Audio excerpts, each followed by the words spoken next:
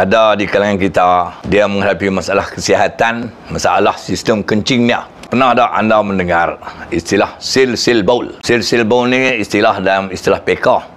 Jika diterjemahkan dalam bahasa Melayu, dia panggil kencing tidak lawas. Kencing tak lawas ni dia akan menimbulkan masalah ketika seorang pengidap kencing tak lawas itu atau penghidap sil-sil baul itu nak mendirikan solat.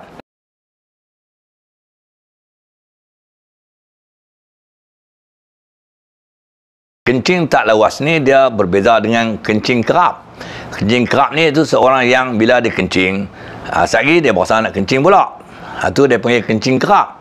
Kencing tak lawas ni bermaksud seorang yang kencing, dia kencing keluar habis. Lepas tu dia tak berusaha nak kencing. Tak berapa lama, tanpa disedari, air kencing keluar. Itu dia panggil kencing tak lawas. Saya nak tunjukkan dalam video ini bagaimanakah cara syar'i bagi seseorang yang menghidap kencing tak lawas untuk dia bersuci, seterusnya mendirikan solat.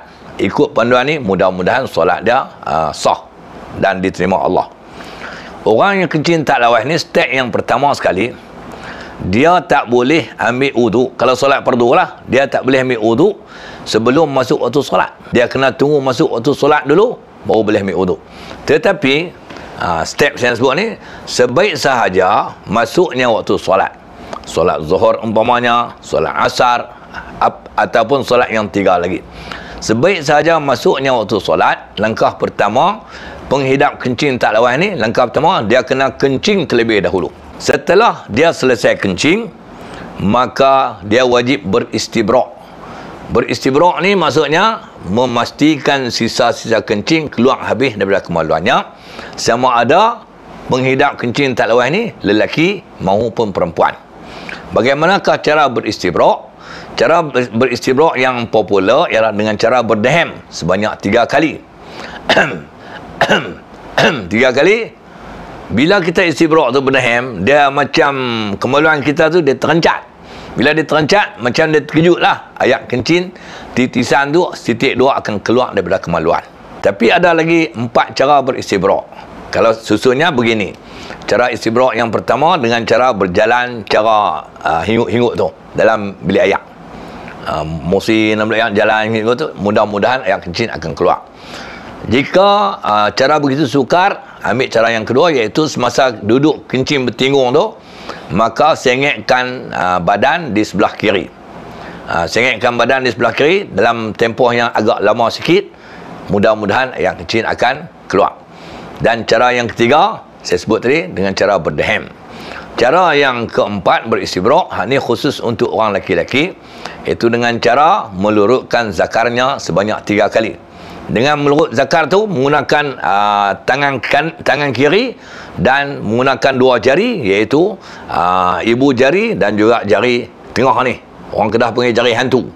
Iaitu jari tengah ni letak di bahagian bawah zakar. Ibu jari ni bahagian atas. Tak di hujung tu, tarik.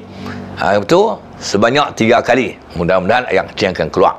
Itu cara yang keempat. Dan cara yang kelima untuk orang perempuan yang kencing tak lawas, dengan cara menekan farasnya di kiri kanan dengan menggunakan 2 jari ini juga, iaitu jari tengah dan juga ibu jari ditekan sebanyak 3 kali. Mudah-mudahan sakit baki yang kencing tu barangkali setitik atau 2 titik akan keluar. 5 cara istibrak tadi bukan saya suruh buat semua.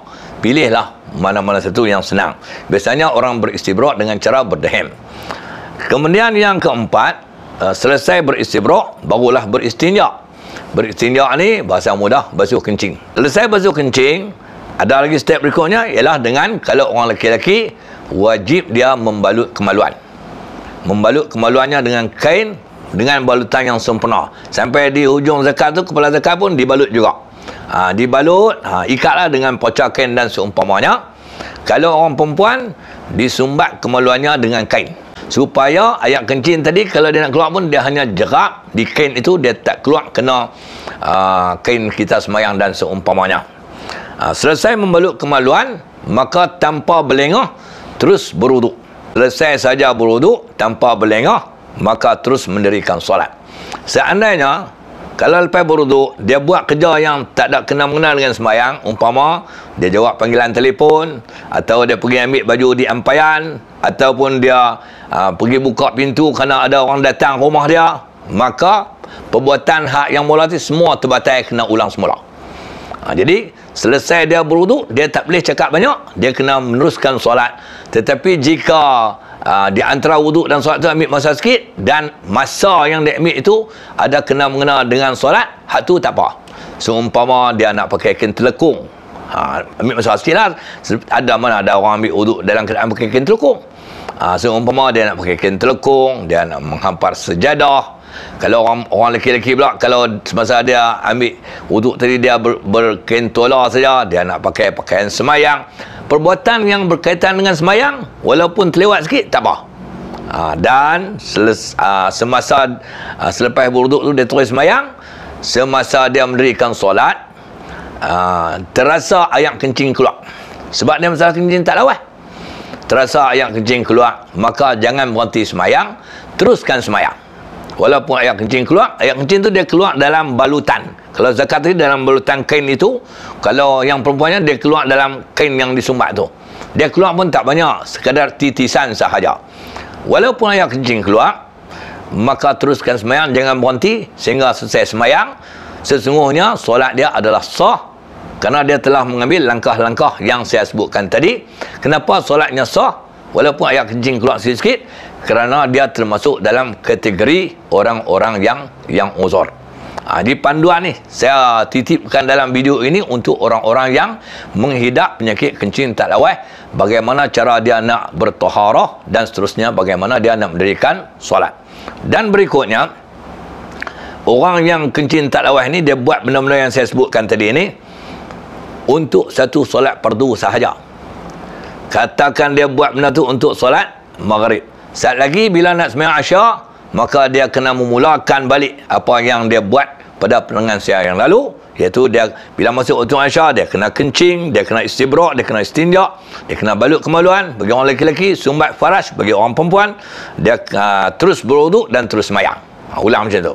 Tetapi jika dia melakukan solat sunat, perbuatan-perbuatan yang dia buat tadi ini memadai, dengan sekali perbuatan itu sahaja dia boleh melakukan seberapa banyak solat sunat yang dia hendak lakukan. Begitu juga jika dia melakukan perbuatan tadi, iaitu kencing, istibrak, istinja, balut kemaluan, sumbat kemaluan bagi perempuan, terus wuduk dan terus semayang, dan dia campur di antara solat fardu dan solat sunat, maka kalau dia buat tu tujuan untuk melakukan solat fardu, dia boleh juga melakukan solat sunat, sama ada qabliyah ataupun ba'diyah, solat yang berkaitan dengan sembahyang itu. Ini sedikit pencerahan yang dapat saya berikan kepada pengidap-pengidap kencing tak lawas. Buat elok-elok, mudah-mudahan solat kita sah, sempurna dan diterima oleh Allah dan mendapat pahala. Wallahu alam.